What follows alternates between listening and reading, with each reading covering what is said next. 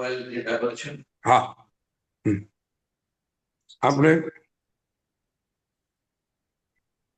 ઝૂમમાં જરા પ્રોબ્લેમ હતો એટલે આપણે ફરીથી કથાનકથી આપણે આજના પ્રવચનની શરૂઆત કરશું. યોગશાસ્ત્ર પ્રવચન નંબર 4.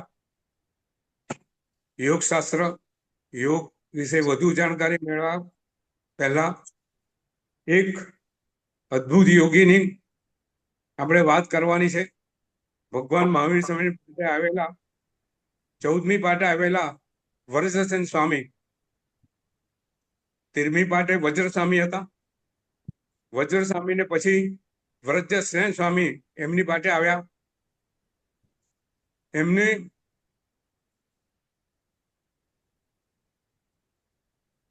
એમને 9 વર્ષે દીક્ષા લીધી. એમનો સંયમ પર્યાય હતો 115 વર્ષ અને 124 વર્ષે કાળધર્મ પામ્યા. આ મહાયોગી એમને જીવનમાં શાસન સેવાના અદ્ભુત કાર્યો કરેલા છે. આજે શત્રુંજય જે કપડદી યક્ષ છે, જે શત્રુંજય તીર્થની રક્ષા કરે છે, એનો ઉદ્ધાર કરનાર આ વરદસેન સ્વામી છે. આપણને એની ક્યાંય ખબર હશે કે આ કપડદી યક્ષ એના પૂર્વ ભવમાં એક વણકર હતો. એ ગામની બહાર એની દુકાન, ખૂબ વાતોડિયો સ્વભાવ, જે કઈ આવે એની સાથે વાતો કરે. હતો વણકર, એને માંસ મદિરા એ બધાનો કોઈ ક્ષોભ હતો નહીં. અને એક વખત એવું બન્યું, એ દુકાને બેઠો છે અને એવે સમયે આચાર્ય વરદસેન સુરી મહારાજ સાહેબ ત્યાંથી બહાર છલ્લે ગયા છે, માત્રે ગયા છે, ત્યાંથી પાછા ફરતા હતા. અને આકાશમાં વાદળ ચડી આવ્યું છે, વરસાદ પડવાની સંભાવના હતી. એટલે ઝાડ નીચે ઉભા રહ્યા, વણકરની દુકાન પાસે ઉભા રહ્યા. ને વણકરે જોયું કે આ ગુરુ મહારાજ એકલા ઉભા છે. એને વાતો કરવાનો શોખ, ચાલો જઈને વાતો કરું. સાહેબને વંદન કરે અને એ વજ્રસેન સ્વામી સાથે વાતો વળી. જો હતો વણકર, એના મનની અંદર કઈક દ્વિધા હતી. પોતે જે રીતે જીવી રહ્યો છે એમ એને ખામી દેખાતી હતી. એટલે વજ્રસેન સ્વામીએ કીધું કે પ્રભુ, હું તો માંસ ખાઉં છું, મને દારૂનો કોઈ છોશ નથી, પરંતુ આમાંથી મારે છૂટા એવું લાગતું નથી. તમે મને કઈ માર્ગ આપો. આ મહાત્માઓ પોતાના યોગ વિદ્યાથી સામેવાળાની પાત્રતા જાણી જતા હોય છે અને કેવી રીતે ઉદ્ધાર કરવો એમને ખ્યાલ આવતો હોય છે. આપણે ગુરુ સાહેબ ભગવાન પાસે જઈએ અને ગુરુ ભગવાન આપણને કશું કહે કે તમે આવું કરો, તો આપણે આપણી બુદ્ધિથી વિચાર કરીએ આ કરવા જેવું છે કે નહીં, આ ગુરુ મહારાજ કેમ આવું કીધું. આપણે આપણા મનમાં 1000 પ્રશ્નો થાય અને કરવાનું ન કરીએ. અહીંયા વણકર ની પાત્રતા અદ્ભુત હતી. ભલે દારૂ પીતો હતો, માંસ ખાતો હતો, પણ ગુરુ મહારાજની આજ્ઞા ઝીલી લેવાની એનામાં પાત્રતા હતી. વજ્રસેન મહારાજ કીધું કે તું તને પચખાણ આપું છું. એ કે સાહેબ એવું પચખાણ આપો કે હું પાડી શકું, કે તું ચિંતા ના કરતો. એને ગંઠસિંહનું પચખાણ આપ્યું. જે આપણે મુઠ્ઠીસિંહનું પચખાણ હોય છે ને, એવા આપણે ત્યાં પચખાણ વિવિધ પ્રકારના હોય છે. ગંઠસિંહનું પચખાણ આપ્યું અને કીધું કે આ તારો છેડો છે, તારે એને ગાંઠ વાળવાની, અને કશું બી તારે ખાવું હોય તો એક નવકાર બોલી આ ગાંઠ ખોલવાની અને પછી તારે ખાવાનું. જુઓ, એને વણકરને એમ ના કીધું કે તું માંસ બંધ કર, તું દારૂ બંધ કર, કારણ કે જાણતા હતા કે આવી રીતે એને છૂટેવું નથી. તો ગુરુ મહારાજની એ જોયું કે આ એક જ વસ્તુ એવી છે કે જે પાળી શકશે. એને કીધું કે જો આ તારે બરાબર પાડવાનું છે, એમાં કોઈ દિવસ ભંગ ના થાય. વણકર પગે પડી ગયો કે આ તો સાવ સામાન્ય છે ગુરુ, મારો જીવ જાય પણ આનું પાલન કરીશ. વણકર ઘંટીસિંહનું પછખાણ જ્યારે મોઢામાં કશું નાખવાનું હોય ત્યારે નવકાર ખોલી ગાંઠ ખોલે અને મોંમાં નાખે. ખૂબ સરસ રીતે પાલન કરતો હતો. પણ દરેક કોઈ બી અવિગ્રહ હોય, શેખરભાઈ, એની કસોટી થતી હોય છે પૂર્ણિમાબેન, અને કસોટીમાં પાર ઉતરે ને એ જ પાત્ર કહેવાય. આપણે કાયમ વાંચતા હોય અને પરીક્ષાની અંદર નપાસ થઈએ ને, તો આપણું વાંચેલું બધું બરાબર નથી એવું પુરવાર થાય. વણકરની ઉંમર થઈ ગઈ, વખત વીતતો જાય છે, પ્રતિજ્ઞાનું પાલન બરોબર કરતો હોય છે. એક વખત એની કસોટી થાય છે. પોતાને મંદવાડ છે, નક્કી છે કે ગાંઠ ખોલી, નવકાર ગણી ગાંઠ ખોલીને મોંમાં નાખવું. પોતે ભારે મંદવાડ છે, પોતાને હાથની શક્તિ નથી. સંતોષબેન, નીતિન, એના હાથમાં શક્તિ નથી. નવકાર ગણે છે, ગાંઠ ખોલવા જાય છે, ગાંઠ જોરથી વાગી ગઈ છે, ગાંઠ ખુલતી નથી. પ્રયત્ન કરે છે, નથી ખુલતી. મંદવાડ છે, માંદગી છે, મૃત્યુ નજીક આવતું એને દેખાય છે, પ્રયત્ન કરે છે, પણ ગાંઠ ખુલતી નથી. અને એ વણકર પોતે સમજી જાય છે કે બસ હવે આ પતી ગયું. ગુરુ મહારાજને યાદ કરે છે, એમની પ્રતિજ્ઞાને યાદ કરે છે, અને જુએ છે મારું મૃત્યુ નજીક છે. અને ગુરુ મહારાજને યાદ કરતા કરતા એ મૃત્યુ પામે છે.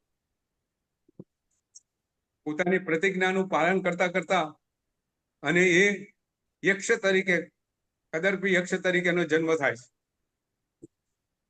અને આ કદર્પી યક્ષ જેવો જન્મ થાય છે, યક્ષ છે, પોતાના અભિજ્ઞાનથી જુએ છે કે આ ગુરુ મહારાજને લીધે આવું સુંદર સ્થાન હું પામી શક્યો છું. ત્યાં જઈને વંદન કરે છે વજ્રસેન સૂરીને, અને એમને કહે છે કે મારે લાયક કઈ કામ બતાવો. એ વખત જો આ પ્રસંગ, આ વાત કેવી છે, એક તે સજ્જુજય તીર્થ ઉપર જે યક્ષ હતો એને ખેદાન મેદાન કરેલું છે. ત્યાં ઉપર કોઈ ચડી શકે એવી પરિસ્થિતિ નથી, કોઈ મૂર્તિ પાસે જઈ શકે નહીં. એ જે યક્ષે ત્યાં માંસ ના ઢગલે ઢગલા ચારે બાજુ ભક્ષણ કરે, તીર્થને બિલકુલ અપવિત્ર કરી દીધું છે. જવાનો રસ્તો નથી, મૂર્તિ પૂજા બધું બંધ થઈ ગયું છે. વજ્રસેન સૂરી કહે છે કદર્પી યક્ષને કે હવે તારે આ શત્રુંજયનો ઉદ્ધાર કરવાનો છે.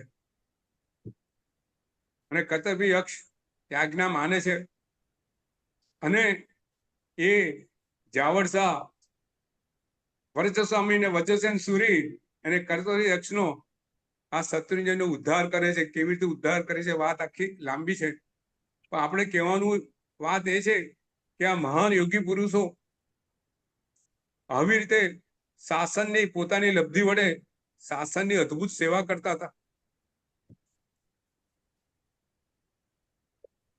વજ્રસેન સૂરી વરજસ્વામી વખત એમના પછી થયા.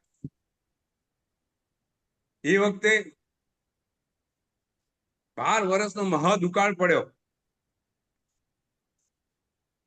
આ બધી વાત આપણે કદાચ સાંભળી હશે. એવી ખરાબ પરિસ્થિતિ હતી, પાણી ના મળે, ઘરમાં પૈસા હોય, ખાવાનું ના મળે, ત્યારે વજ્રસ્વામી વજ્રસેન સુરી અને એમના 500 થી અધિક શિષ્યો આચાર્યો, ત્યારે વજ્રસેન સુરી કીધું કે મારી પાસે આહાર પરાગ ઉભો કરવાની લબ્ધિ છે, મારી લબ્ધિ વડે બધા સાધુ ભગવંતોને આહાર મળે એવી વ્યવસ્થા થઈ જશે.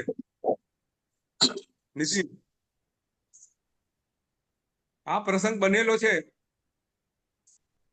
વજ્રસેન સુરી મહારાજાએ કીધું બધાને આહાર ગોચરીનો મુશ્કેલી છે, ગોચરી ક્યાંય મળી શકે એવી છે નહીં, તો હું આહાર મારી લબ્ધિ વડે મારી શક્તિ વડે બધાને આહાર મળે એવું આયોજન કરું. જો શિષ્યો કેવા હશે, 500 ગુરુ ભગવાન એ શિષ્યો કેવા હશે, આપણને આશ્ચર્ય થાય. સંતોષબેન, પૂર્ણિમાબેન, એ 500 શિષ્યો વરિષ્ઠ સ્વામી પાસે ગયા અને વાત કરી કે ભાઈ ગુરુ મહારાજ, વસંત મહારાજ, આવી લબ્ધિ છે, આવી રીતે આહારનું આયોજન થાય છે, પરંતુ આવો આહાર અમારાથી લેવો અસુસ્તો છે, હા ભારે દોષ છે, એટલે અમે આવો આહાર અમારે લેવો નથી. જુઓ કેવો પ્રસંગ છે. અને એ વખતે વજ્રસ્વામી અને જે 500 શિષ્યો છે એને લઈ અને બધા અણસન કરવા જતા રહે છે. આપણે ત્યાં પ્રસંગ બનેલો છે. ફક્ત ખાલી વજ્રસેન સ્વામીને વજ્રસ્વામી ના પાડે છે કે શાસન ટકાવવા માટે તારે રહેવું જરૂરી છે. માત્ર વજ્રસેન સ્વામી અણસણ પર જતા નથી, અને વજ્રસ્વામી અને બીજા 500 શિષ્યો એમની સાથે એક બાળ મુનિ છે. બાળ મુનિ ના પાડવા છતાંય બાળ મુનિ સંતાઈ અને પોતે અણસન કરવા જતા રહે છે, અને બધા પોતે અણસન કરીને કાળ ધર્મ પામે છે. માત્ર વજ્રસેન સ્વામી રોકાયેલા છે. શાસનને આગળ ધપાવવાનું છે, દુકાળ છે, બહુ ખરાબ પરિસ્થિતિ છે, એમનો એકલાનો આહાર તો એ મેનેજ કરે છે. એક વખત એવું બને છે કે એમને ખબર છે કે આ નગરના શેઠ, એમની પાસે બી આહારની વ્યવસ્થા રહી નથી. એમની ઘેર ગોચરી ઓરવા જાય છે, ત્યારે એ શેઠ એમના 4 દીકરાઓ અને એમની પત્ની એમને એક ચોખા બનાવેલા હોય છે, અને એમાં ઝેર નાખી અને પોતે પોતાનું બધું આયુષ્ય પૂર્ણ કરવાની તૈયારીમાં છે, અવગત કરવાની તૈયારીમાં છે. અને એવે સમયે વજ્રસેન સ્વામી ત્યાં પધારે છે અને શેઠને કહે છે કે શેઠ, તમે રોકાઈ જાઓ, આવતીકાલથી સુકાળ આવશે, તમારે આપઘાત કરવાની જરૂર નથી. અને બીજે દિવસે એ નગરમાં બહારથી વાણ આવ્યા, ખાધા ખોરાકની સામગ્રી લઈ, અને એ વર્ષથી દુકાળ સમાપ્ત થઈ ગયો. અને એમના જે 4 પુત્રો હતા, 4 પુત્રોએ દીક્ષા લીધી અને 4 ગચ્છ બન્યા. અને એમાં જે ચંદ્ર અત્યારે ચાલે છે, દરેકના 500 શિષ્યો થયા, અને એ પછી પાઠ પરંપરા ચાલુ રહી. આવા મહાન યોગી વજ્રસેન સ્વામી, એમના પછી પાટે આવ્યા આર્ય રક્ષિત સુરી. આપણે આવતી વખત બી એમની વાત થોડી કરવાની છે. આ મહાન યોગી ની આપણે વાતો કરતા જઈશું યોગશાસ્ત્રની અંદર. અને આજે યોગશાસ્ત્રમાં આજે આગળ વધીએ. આપણે ગઈ વખતની વાતનું થોડું પુનરાવર્તન કરી લઈએ, અને આજે થોડી ઊંડાણમાં વાત કરવી છે. નાડી વિશે, ચક્રો વિશે અને શરીરના ચેતનાના જે કેન્દ્રો છે એના વિશે થોડી વિગતવાર વાત આજે કરવી છે. યોગ એટલે શું? આપણે ગઈ વખત વાત કરી હતી. સંતોષબેન, પૂર્ણિમાબેન, પારુલબેન, યોગની આપણે ડેફિનેશન, યોગની વ્યાખ્યા આપણે કરી હતી. યોગ માત્ર શારીરિક સ્વસ્થતાનું કારણ નથી. યોગ એટલે પાતંજલ સૂત્રમાં, કૃષ્ણની ગીતામાં, યાજ્ઞવલ્ક્ય એ ઋષિ મુનિ, કલિકાળ સર્ગના હેમચંદ્રજી મહારાજે યોગની વ્યાખ્યા કરી હતી. એનો અર્થ આવો થતો હતો, યોગ એટલે કે ચિત્ત વૃત્તિનો નિરોધ કરી ચિત્તને સ્વસ્થ કરી અને પોતાનામાં એને સાક્ષાત્કાર કરી એ આનંદની અનુભૂતિ કરવી, સુખની અનુભૂતિ કરવી, એ યોગ છે.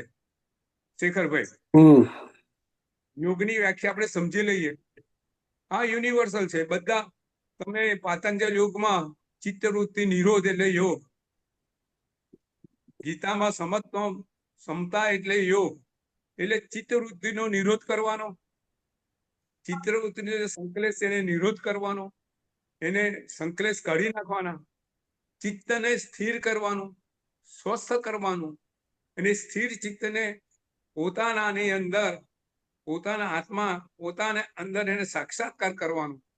અને એ સાક્ષાત્કાર થાય પછી એમાં જે આનંદ છે, જે સુખ છે, એનો અનુભવ કરવાનો, એ સુખમાં રહેવાનો એ યોગ છે. બરાબર છે? કઈ પ્રશ્ન અહીંયા? હવે આપણે યોગના આ યોગ પ્રાપ્ત કરવા માટે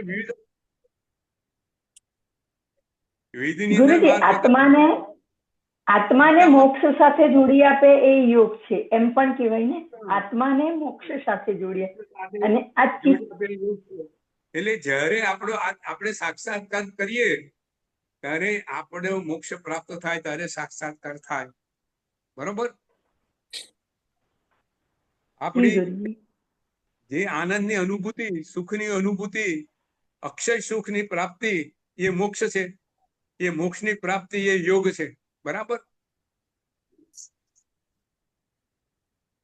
અહીંયા આપણે ચિત્ત નિરોધ લઈએ. અહીંયા આપણે ચિત્ત નિરોધ લઈએ છીએ ગુરુજી. બેમાં શું ડિફરન્સ? ના, ડિફરન્સ કશું નથી. બધું એક જ છે. મૂળ વસ્તુ એ જ છે. એમાં કોઈ ફરક નથી. ચિત્તનો નિરોધ કરીએ એટલે ચિત્તમાં જે સંકલ્પ વિકલ્પની વૃત્તિઓ છે, આપણું મન હંમેશા સંકલ્પ વિકલ્પમાં રહેતું હોય છે. તો યોગના માર્ગ વડે આપણા જે મનની અંદર સંકલ્પ વિકલ્પ જે છે એને દૂર કરવાના, સંકલ્પ દૂર કરી અને આપણે મનને સ્થિર કરવાનું. મનને સ્થિર કર્યા પછી એ સ્થિર મનને આપણે અંદર લઈ જવાનું અને આપણા આત્મા સાથે એનું અનુસંધાન કરવાનું. એ અનુસંધાન કરતા કરતા, એનો અભ્યાસ કરતા કરતા એક વખત એવો આવે કે આપણે આપણા આત્માનું શુદ્ધ સ્વરૂપ આપણને નજર સામે આવે.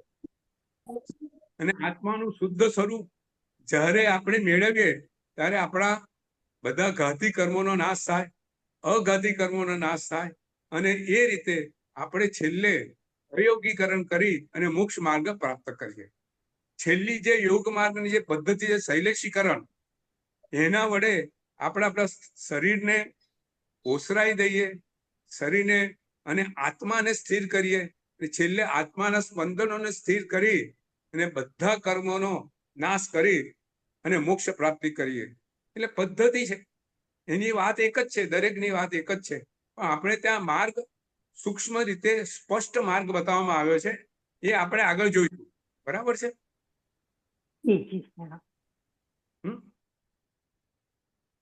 પરિસ્થિતિ મનને નિરોધ કર્યા વગર ક્યારે મોક્ષ માર્ગ જવાય નહીં.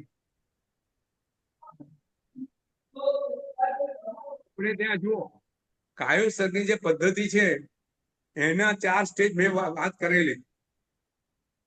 અનંત સૂત્ર બોલીએ છે, એમાં છેલ્લે શું આવે છે સંતોષબેન? જાણે ધાનેનમ મોણેનમ જાણેનમ મોણેનમ જાણે ન થાણેનમ અપાણમ મોણેનમ જાણેનમ બોસિરમી. બોસિરામ. 4 સ્ટેજ થયા. સૌથી પહેલું શરીરને સ્થિર કર્યું, પછી મૌન ધારણ કર્યું, મનને વચને પછી શું કર્યું? મનને જાણેનમ. હા, મનને સ્થિર કરીને ધ્યાનમાં ગયા. ધ્યાનમાં ગયા પછી શું કર્યું? જાતને કાયાને ઓસર ઉસરાવી દીધી. આપણા કાર્યનો ઉત્સર્ગ કર્યો અને આપણા અંદર સ્થિર થયા. એ સમાધિ અવસ્થા આપણને છેલ્લે મોક્ષ માર્ગે લઈ જાય. બરોબર બરોબર શેખરભાઈ? હવે આપણે યોગના વિવિધ માર્ગોની વાત કરતા હતા. તો સૌથી પહેલો મંત્ર યોગ. જો મંત્ર બે રીતે હોય છે. એક કેવો હોય? એક ભાષ્ય જાપ અને બીજો માનસ જાપ. ભાષ્ય જાપ એટલે હોઠ ફફડાવીને અવાજ આપણને સંભળાય એ રીતે આપણે બોલીએ અને એ રીતે જાપ કરીએ, એ ભાષ્ય જાપ. બરાબર છે? નવકાર મોઢેથી બોલીએ, બરાબર છે, અને આપણને સંભળાય એટલા અવાજે બોલીએ, હોઠ ફફડાવીએ, એ બધા ભાષ્ય જાપ થાય. બરાબર? અને માનસ જાપ એટલે હોઠ બંધ છે અને આપણા મનની અંદર બોલીએ છે. ફક્ત ખાલી એ અવાજ ફક્ત ખાલી આપણને સંભળાય છે. ભાષ્ય જાપનો અવાજ બીજે બધે સંભળાય, આજુબાજુ સંભળાય, પણ માનસ જાપની અંદર જે આપણે બોલીએ છીએ ફક્ત ખાલી મનમાં બોલીએ છીએ, હોઠ બંધ કરીને બોલીએ છીએ અને ફક્ત ખાલી આપણે સાંભળી શકીએ છીએ. બરાબર? એ માનસ. બરોબર નીતિન? બરાબર. હા, તો આપણે એની માનસ જાપની આપણે 2-3 પ્રવચનમાં વાત કરી છે કે આ માનસ જાપ આપણે ઘણી રીતે કરતા હોય છે, પણ જે વેદ શાસ્ત્રોમાં બતાવેલો છે એ માનસ જાપ એવું કે છે કે આપણા શ્વાસોશ્વાસ જન્મથી મરણ સુધી સાથે છે. તો આપણે મનને સ્થિર, ચિત્તને સ્થિર કરી અને આપણા ચિત્તનું અનુસંધાન આપણે શ્વાસોશ્વાસ સાથે કરવાનું. શ્વાસ અંદર લઈએ એને પૂરક કહેવાય, શ્વાસને બહાર કાઢીએ રેચક કહેવાય. હવે આ જ્યારે પૂરક કરીએ અને એ વખતે જે શ્વાસ અંદર લઈએ ત્યારે સ્વાભાવિક રીતે એમાં સો એવો અવાજ આવે છે. અને જ્યારે શ્વાસ બહાર કાઢીએ ત્યારે હમ એવો અવાજ આવે છે. એટલે આપણે સૌથી પહેલા આપણું ધ્યાન શ્વાસ ઉપર છે. શ્વાસ અંદર લઈએ છે, એ શ્વાસ તરફ આપણું ધ્યાન છે. પછી શ્વાસ બહાર કાઢીએ છીએ, રીચેક કરીએ છીએ, એના પર આપણું ધ્યાન છે.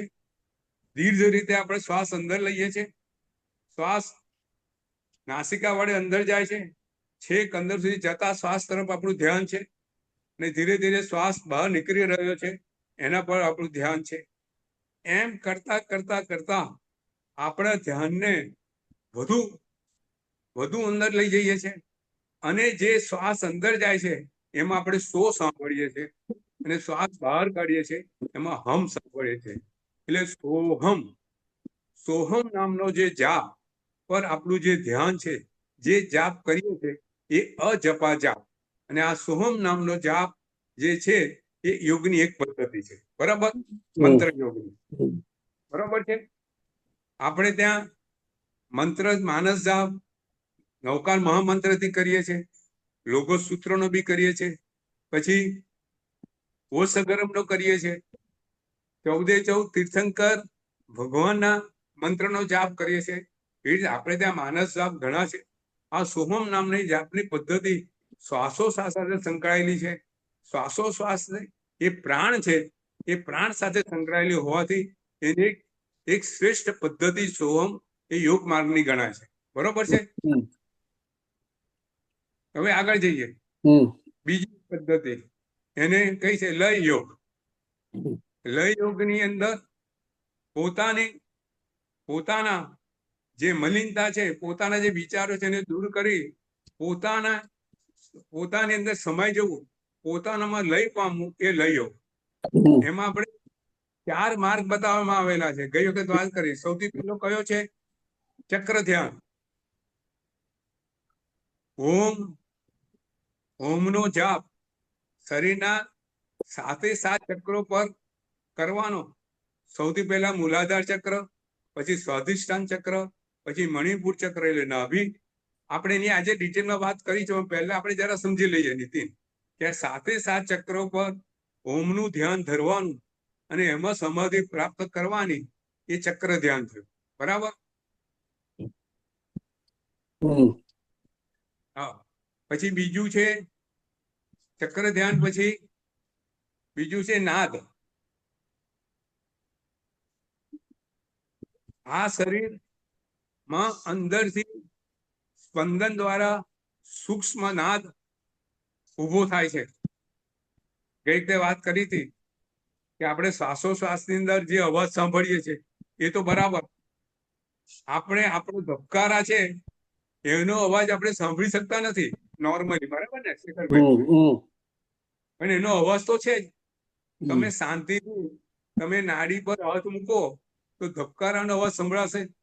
આજે નાડી વૈદ્યો એના દ્વારા રોગનું નિદાન બી કરે છે. એટલે ધબકારાનો અવાજ તો છે જ. તો આપણે ધ્યાન વડે એ ધબકારાનો અવાજ સુધી પહોંચી શકીએ તો ધ્યાનની એક સ્ટેજ ઉપર ગયા. બરાબર ને? આપણે ધ્યાનમાં બેઠા, પહેલા શ્વાસોશ્વાસનો અવાજ સાંભળ્યો, પછી વધારે ઊંડે ગયા અને ધીરે ધીરે આખા ધબકારા સંભળાય, પછી એનાથી ઊંડે ગયા. એમ કરતા કરતા શરીરનો જે પોતાનો જે નાદ છે એ સંભળાય. એ નાદ ઉપર આપણું ધ્યાન, એ નાદ યોગ. એટલે જ્યારે આ નાદ આપણે સંભળાય એમાં લય પામી જઈએ, એ લય યોગ. બરાબર? આ અભ્યાસથી આવે. પોતાના શરીરમાં ઉત્પન્ન થતો નાદ, એના પર આપણે ધ્યાન ધરીએ, એ આપણું સ્ટેજ આવે, એ નાદ યોગ કહેવાય. બરાબર છે? ચક્ર યોગ, પછી નાદ યોગ, પછી આગળ કુંડલિની યોગ.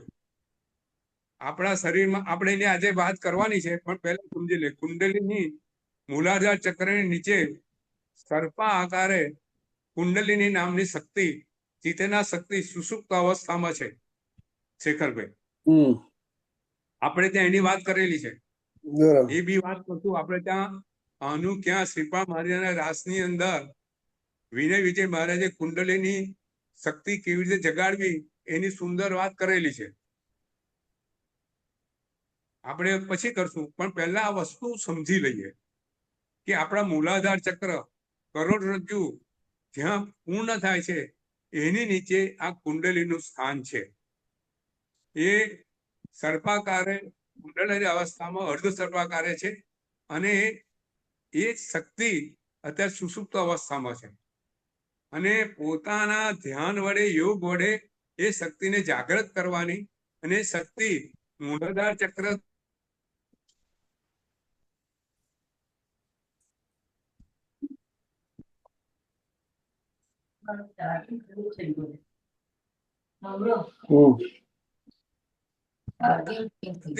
મૂલાધાર ચક્રથી. બરાબર? અવાજ જતો રહ્યો. સમજવું છે, પણ આ વસ્તુ સમજો બેઝિકલી કુંડલિની યોગ. બરાબર છે? વચ્ચે અવાજ જતો રહ્યો.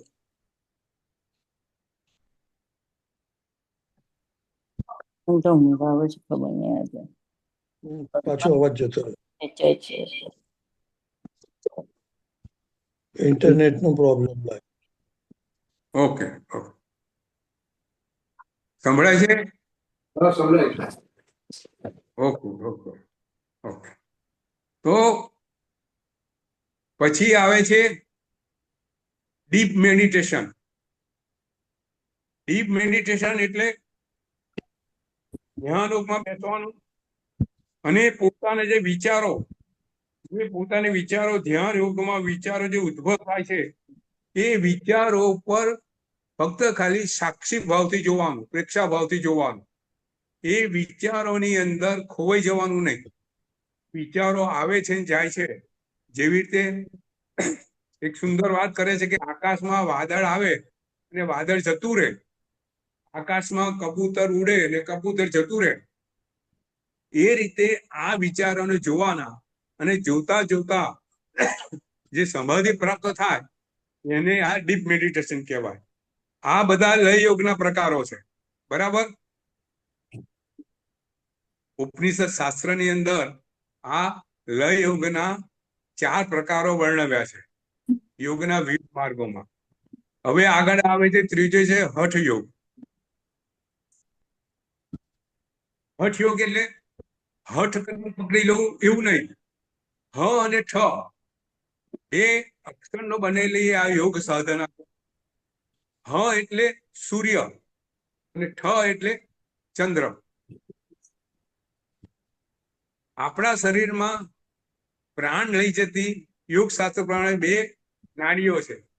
એક છે ચંદ્ર નાડી અને એક છે સૂર્ય નાડી. ચંદ્ર નાડી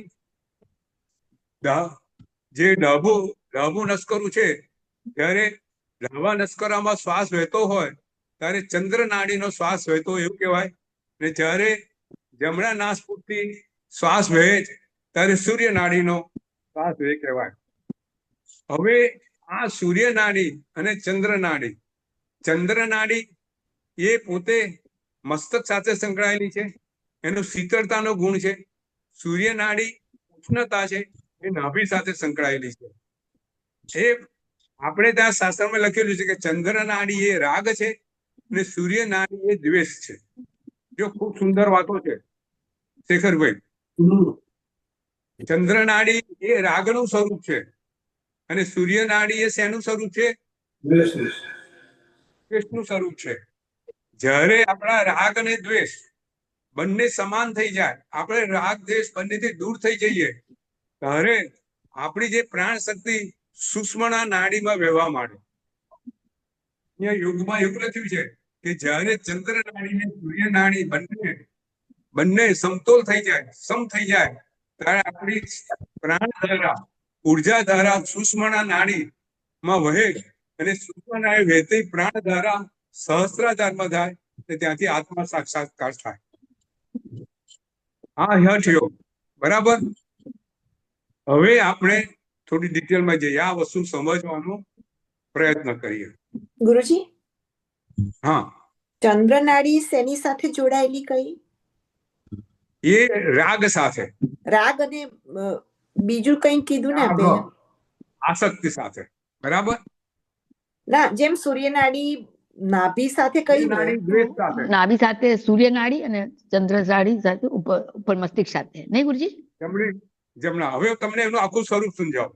હા. યોગ શાસ્ત્રમાં જે સ્વરૂપ સમજાવવામાં આવ્યું છે એની આજે આપણે વાત કરવાની છે. બરાબર. તો આપણા શરીરની અંદર યોગના પ્રમાણે 4 ચેતનાના કેન્દ્રો છે જેના પર આપણો પ્રાણ વહી રહ્યો છે. સૂક્ષ્મ પ્રાણ, જે સૂક્ષ્મ પ્રાણ વહી રહ્યો છે એના 4 કેન્દ્રો છે. તો સૌથી પહેલું જે કેન્દ્ર છે, મૂળ કેન્દ્ર છે, મૂળ કેન્દ્રને કંદ કહેવામાં આવે છે. નીતિન, હા, આ કંદ ક્યાં છે? એ 4 કંદ. આંગળ અને 4 આંગળ જાડું છે અને એ કેન્દ્ર આપણી જે કરોડરજ્જુ છે, મૂલાધાર ચક્ર છે, મૂલાધાર ચક્રની નીચે છે. આ કંદ એ એનર્જીનું મૂળ કેન્દ્ર છે.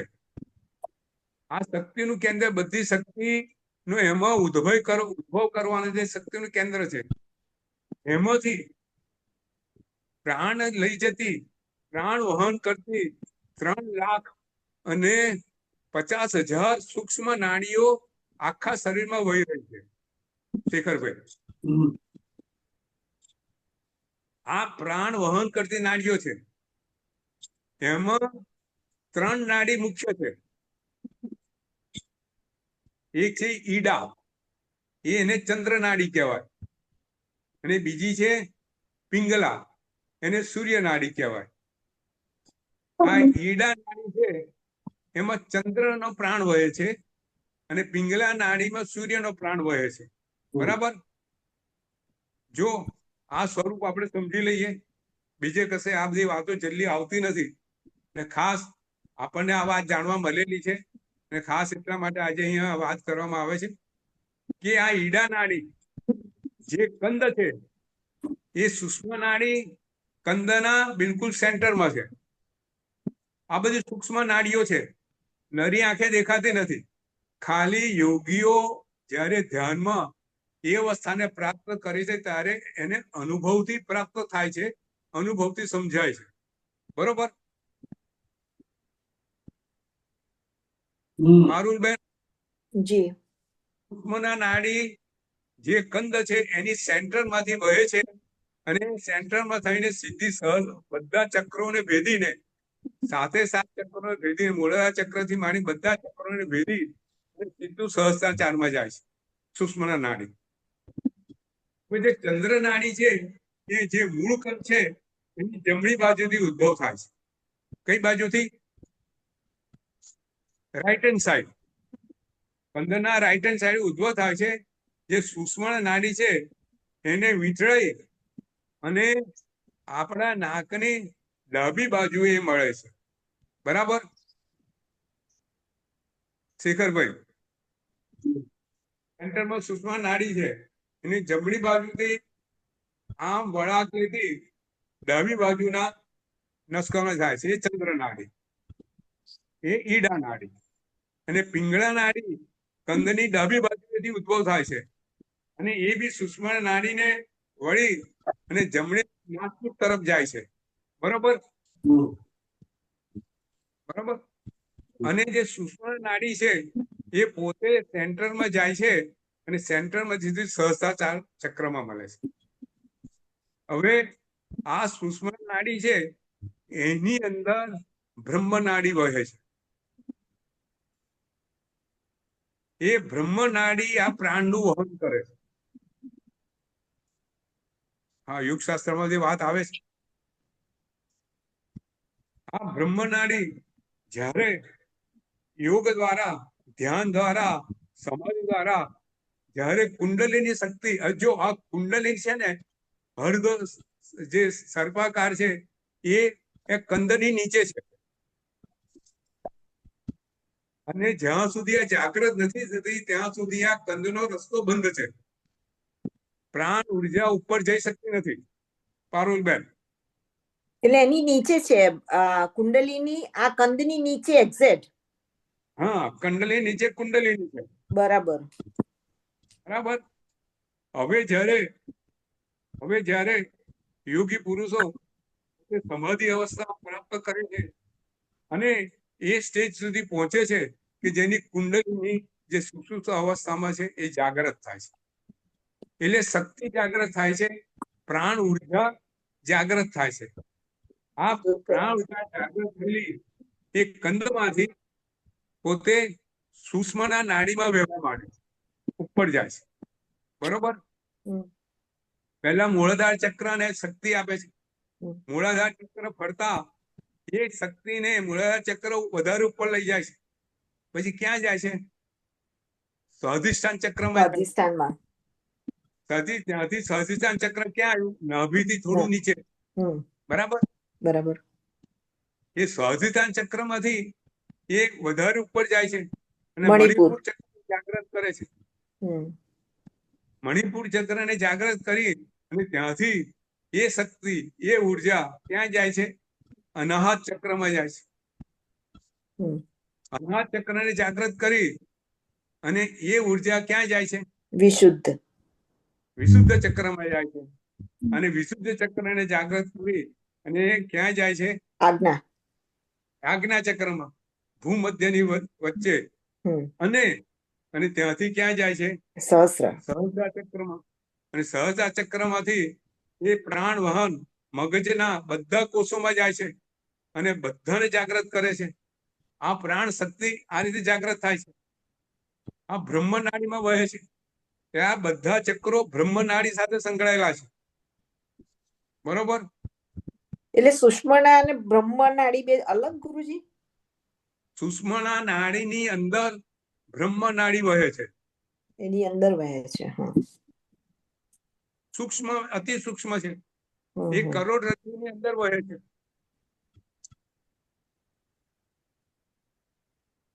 જો સાથે સાત જે ચક્રો છે એના પોતાના એના કમળ પાંખડી જેવા સ્વરૂપ છે. આ જે મૂળ કંદ છે ને એ બી પદ્મ આકારનું સ્વરૂપ છે એનું. કમળ કહીએ ને હમ, હમ, હમ. કમળનું સ્વરૂપ છે મૂળ કંદનું. અને એ જાગ્રત થાય એટલે કમળ ખીલે. અંદર જાગ્રત થાય એટલે કમળ ખીલે. આ બધા ચક્રો કમળના પાંદડી જેવા હોય છે. અને જ્યારે અત્યારે સુષુપ્ત અવસ્થામાં બિડાયેલા કમળ જેવા હોય છે.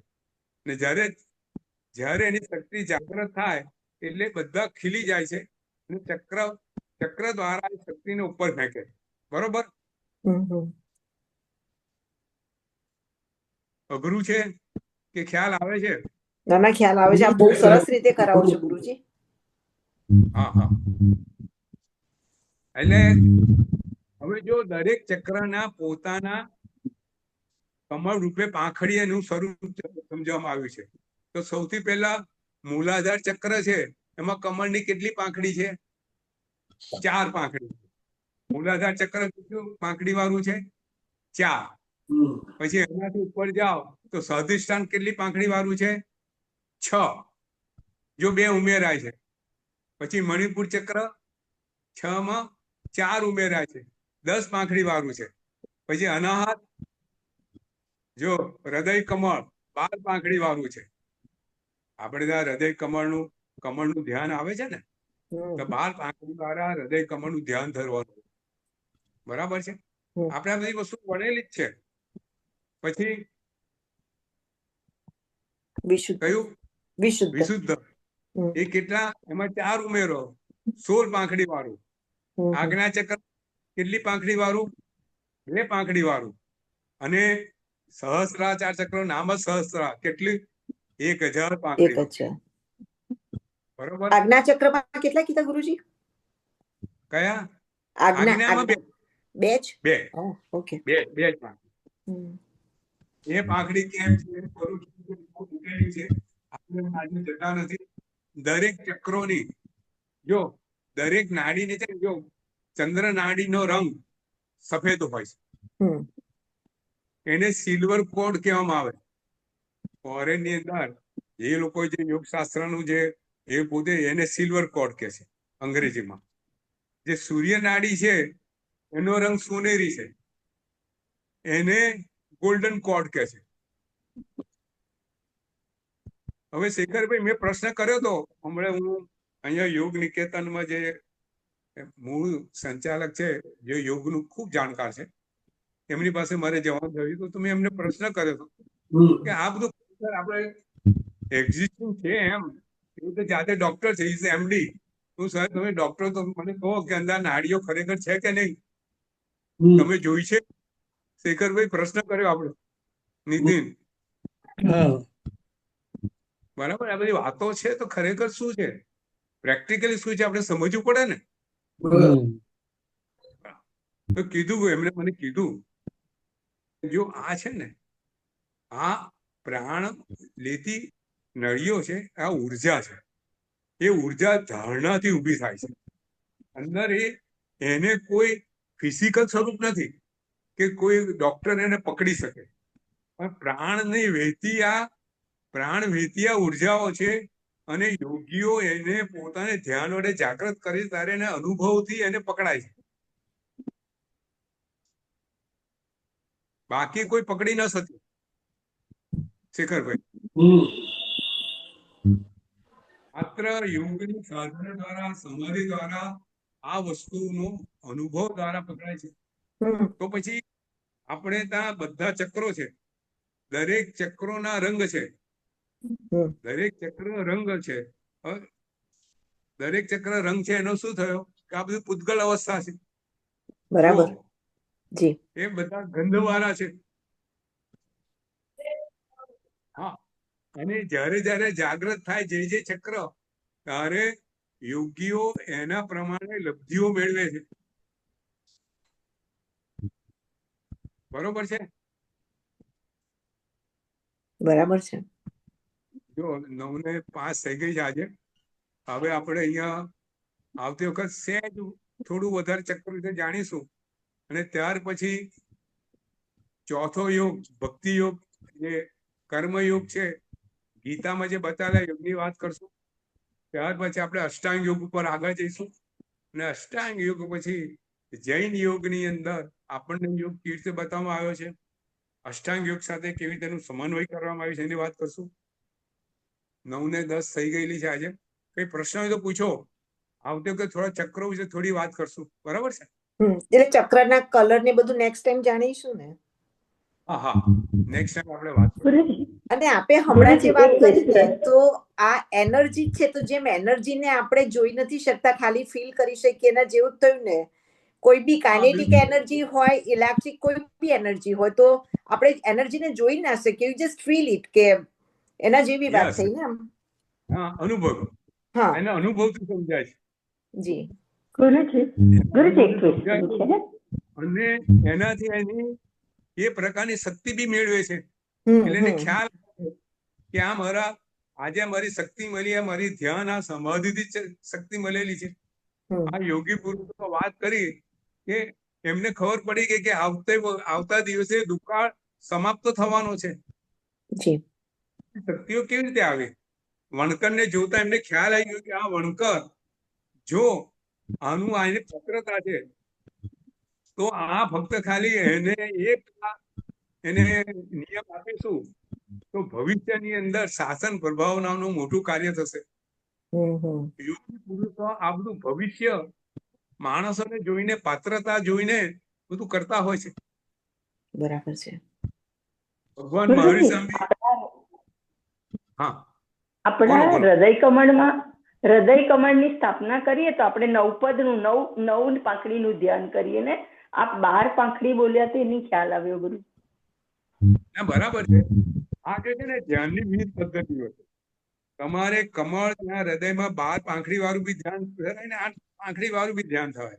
પણ યોગ શાસ્ત્રમાં જે હૃદય કમળ છે, જે અનાહત ચક્ર છે, એ 12 પાંખડી વાળું બનેલું છે. જી ગુરુજી. બરાબર? આપણે ધારણા ધરવાની છે કે 8 પાંખડી વાળો નવકાર એ ત્યાં ગણીએ. આપણી ધ્યાનની પદ્ધતિ છે. ગુરુજી, પીડીએફ નું શું થયું? પીડીએફ મને હજુ નથી મળ્યું. મેં મૂક્યું છે. આવશે એટલે તરત મોકલી આપીશ. કાલે શેખર બધાએ મને વાત કરાવી છે, મારી પાસે હજુ આવ્યું નથી. જી જી જી જી ગુરુજી. એટલે તરત મોકલી આપીશ. બરાબર? આમાં કઈ પ્રશ્ન તો પૂછજો. આપણે થોડું ડિટેલિંગમાં આજે એટલા માટે ગયા છે કે આ વસ્તુ આપણે જાણવી જરૂરી છે. આપણે બધા એ લેવલ પર છે કે ખાલી ચંદ્રનાળી, સૂર્યનાળી કહીને આગળ વધીએ, એના કરતા એમાં સહેજ વધારે ઊંડાણમાં સમજીએ તો આપણને આપણો યોગનો ખ્યાલ આવે. બરાબર? મને એક પ્રશ્ન છે, પૂછું? કોઈ પ્રશ્ન? હા, પૂછું ગુરુજી. હા, આપણે કહ્યું ને સુષમણા નાડી હોય, તો સુષમણા નાડીમાં જ્યારે વહે એટલે એનો મતલબ કે ચંદ્ર નાડી ને સૂર્ય નાડીનો પ્રવાહ હવે ત્યાં નથી રહેતો, બધો સુષમણામાં. અને સુષમણામાં જાય ત્યારે બ્રહ્મ નાડીમાંથી જ વહે ને, એટલે સુષમણામાંથી વહે એટલે બ્રહ્મમાંથી વહે, એમ જ કહેવાય ને? એમ જ બ્રહ્મમાંથી જ વહે. બ્રહ્મ આખું કોઈ કે છે જેલનું બનેલું હોય, અને પ્રવાહીમાંથી આ એનર્જી ઉપર જાય. જેવી રીતે પંપ કરીએ ને, તમારે હું તો ઘણી વખત આવો દાખલો આપો કે એનર્જી શું છે? પંપ છે. ચક્કરતા પંપ છે, વચ્ચે પંપિંગ આવે ને, વાલ છે, એ વાલ છે બધા. હા, પંપ દ્વારા વધારે ઉપર જાય. પાણી નીચેથી ખેંચ્યું, પંપ ચાલ્યો, પંપ એને વધારે ઉપર ફેંકે. એમ કરતા કરતા પહોંચી જાય. બરાબર છે. બરાબર છે. ધન્યવાદ ગુરુજી. ચક્ર અને પાંખડીઓ કેવી રીતે ખબર પડે? હા, ચક્ર અને પાંખડી, આટલી પાંખડી છે, ચક્રો દેખાતા જ નથી, તો કેવી રીતે ખ્યાલ આવે કે આટલી પાંખડી છે?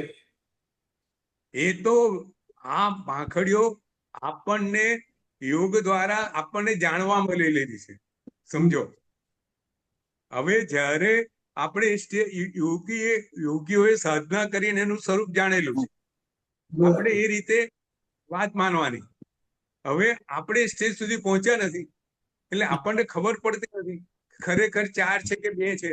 હવે યોગીઓ ત્યાં પહોંચેલા છે એમને જોઈને આપણને જણાવેલું છે એટલે અત્યારે તો આપણે એને માનવું પડે. બરાબર બરાબર ને? બરાબર.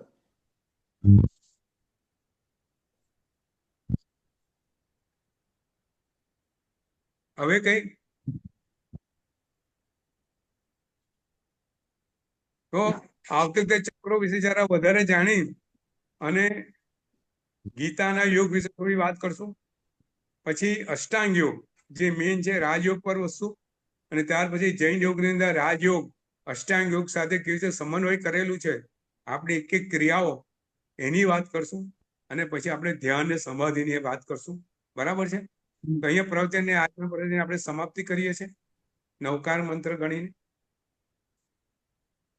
નમો અરિહંતાણમ નમો સિદ્ધાણમ નમો આયરાણમ નમો વજ્જાયાણમ નમો લોહે સંપસાહુ નમો યશો પંચ નમોકારો સભભાવ પણાસણો મંગળાણં ચ સભ્યસિમ પરમમ હવિ મંગલમ. જીનાજ્ઞા વિરુદ્ધ જે કઈ બોલાયું હોય તે સવી મનોજન કયા કરે ઈચ્છામિ. સર્વને પ્રણામ. પ્રણામ આવતા ગુરુજી, રવિવારે સૌને બધાને પ્રણામ પ્રણામ, ગુરુજી. બધાને પ્રણામ. ખૂબ ખૂબ પ્રણામ. અનુમોદના. પ્રણામ ગુરુજી. શાતામાં રહેજો, સૌ શાતામાં રહેજો. પ્રણામ બધા. પ્રણામ. સર્વને પ્રણામ. પ્રણામ સાહેબ.